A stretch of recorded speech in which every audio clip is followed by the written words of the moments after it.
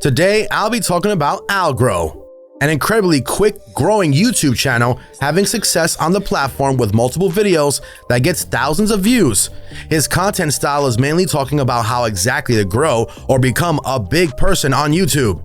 It's a famous topic simply because a lot of people want to do that. First, let's talk about metrics for YouTube success. The answer is easy. It goes something like this. Everything starts with a click. If the people don't click, they won't watch, no matter how amazing your video is. End of story. How do you get viewers to click? Well, you earn their attention. Getting viewers to click is the biggest struggle I see for creators and brands alike. You have to get people to focus on your content outside of all distractions. You might know that YouTube's job is to predict what the viewer will watch. The AI is really sensitive to everything that the viewers engage with on the platform, and it actually starts with an impression. An impression happens when a viewer is able to see a title and a thumbnail for at least 1 second. This could be on the YouTube homepage, subscription feed, in search results, or suggested feed. Up next. If the viewer skips by the title and the thumbnail quicker than 1 second, it doesn't count as an impression. If they click, that's what records your click-through rate, or CTR for short. An important note, the higher the impressions and CTR data, the better. That means YouTube is recommending your video out to a more general audience. The more it recommends, the more impressions you'll get. The more impressions you get, the lower your CTR. So don't freak out that your CTR percentage is dropping when your impressions and views go up. That's a good thing, because YouTube is showing it to more viewers outside of your normal audience. Before YouTube ever gave us CTR data in Creative Studio, I knew that it was really important just based on how I thought the algorithm worked. Success rates for ad campaigns focus on so much attention on CTR data. I began split testing thumbnails and titles in AdWords for my biggest clients. We put in our audience demographics and interests and created an ad to see which one had the highest CTR. I was surprised when we changed out those winning titles and thumbnails and put them on YouTube. The videos would explode. I began begging the dev team at YouTube to give creators the data. I knew it was a huge factor, so I continued to spend a lot of time, money, and energy learning about which titles and thumbnails worked because this was the only way to get people to watch. Jimmy Donaldson, or Mr. Beast, has become a wizard at title and thumbnail creation for optimal click response. I love Jimmy's process of creating the best title and thumbnail for each video he makes. If he can't come up with a clickable title and thumbnail, he won't make the video, no matter how good the video idea is, ever. Trust me, I've tried to convince him to. Most creators think only after shooting the video and right before uploading. What should I do for the title and thumbnail? This is a huge mistake, and it could cost you the video's potential success. Put a lot of thought into what people want to click on. This is critical, because if they don't click, they won't watch. That's why Jimmy strategizes before he makes every single video. He literally has spent days coming up with the right title and thumbnail. Not hours, days. Let that fact make you stop and think about your title and thumbnail creation process and priority. Make it a priority. You don't need to go to the extreme like Mr. Beast does, but you should be thinking about your potential viewer and what would motivate them to click. This will help you when you're creating the video as well. Viewer first. Imagine seeing 12 images flash on a screen in a fraction of a second. Do you think you can process each image? A team of neuroscientists from MIT have found that the human brain can process entire images that the eye sees in as little as 13 milliseconds. There is a Netflix research article called The Power of a Picture that reinforces this importance.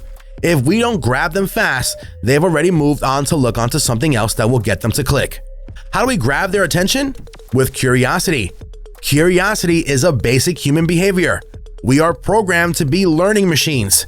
It's natural human instinct that has been with us since the day we're born. Curiosity is a fundamental element of our cognitive functioning. Curiosity earns the click. Your thumbnail and title combination should make someone scrolling through pause long enough to consider clicking. For example, when I saw a photo of a guy holding a loaded barbell underwater, it grabbed my attention. So I took a quick glance at the title, "Can you bench press 1,000 pounds underwater?" and I was hooked. We've covered some of the science behind why thumbnails matter so much, how creators capture viewers' attention with photography techniques and the right color combinations. Now let's dive into strategy. How do you use this information to your advantage? Before 2012, YouTube would auto-select a random clip of creator videos and set it as the thumbnail image. If the video's creator didn't like the auto image, they had to re-upload until they liked the option YouTube chose. YouTube rolled out its partner program, YPP, in 2012 and quietly added a new feature to help their YPP creators. Creators who belong to the partner program had a huge advantage with these features, one of which was being able to upload a custom thumbnail image. YouTube sent out an email to their YPP members encouraging them to use this new custom thumbnail feature. These select YPP members, there weren't a lot of them at the time, now had a huge advantage over the general YouTube public. This is when the clickbaiting tactic hit YouTube the hardest. YPP creators use baiting techniques like bright colors, arrows, emotionally charged facial expressions, and big cleavage shots to get viewers to click on their videos. They were being deceptive and misleading. Viewers took the bait and clicked, but it didn't take long for them to realize that the content didn't show what was advertised in the thumbnail.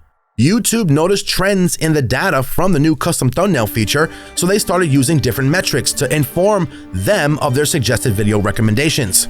This helped to minimize the clickbait problem, but note, clickbait can be good if your video content delivers on the promise and isn't misleading the viewer. I watch custom thumbnails transform YouTube. As a marketer, I observed some things with thumbnails that I had never seen before in advertising. People got really good at learning thumbnail design strategies to get people to click more. Data has shown that the best thumbnails include an object and a person. When you drill down on that Netflix research finding that we mentioned earlier, it shows that viewers engage with thumbnails that have people in them.